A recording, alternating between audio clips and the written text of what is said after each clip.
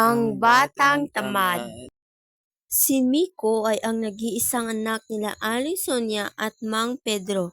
Kung gaya't lahat ng naisin nito ay nabibigay agad ng kanyang mga magulang.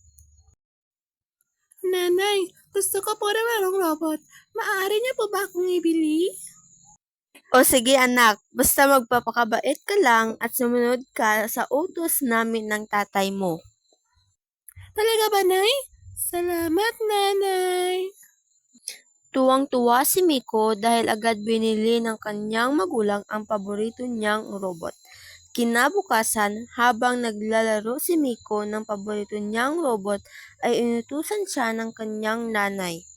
Oh, Miko, pwede mo ba akong ibili ng suka at tuyo sa labas para sa lulutuin kong adobo?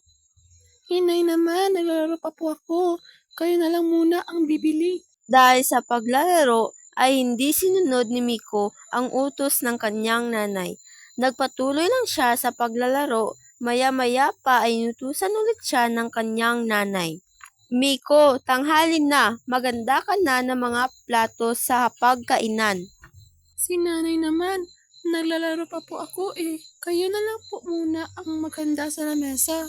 Sa muli, hindi na naman sumunod si Miko sa kanyang nanay at nagpatuloy pa rin siya sa paglalaro. Oras na ng hapunan at sabay-sabay kumain si Miko at ang kanyang mga magulang.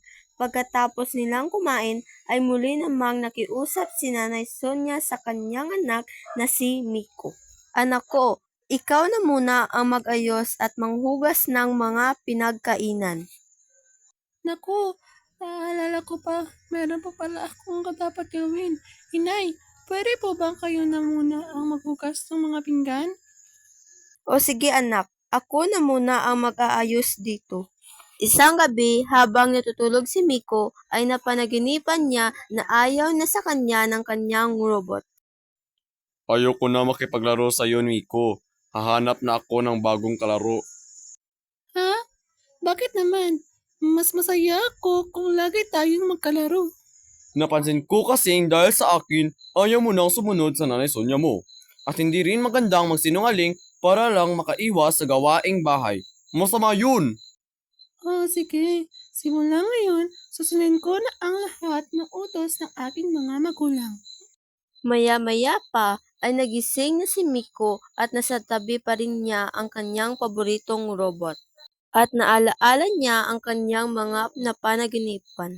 Bumangon si Miko at nagwalis agad sa kanilang bahay.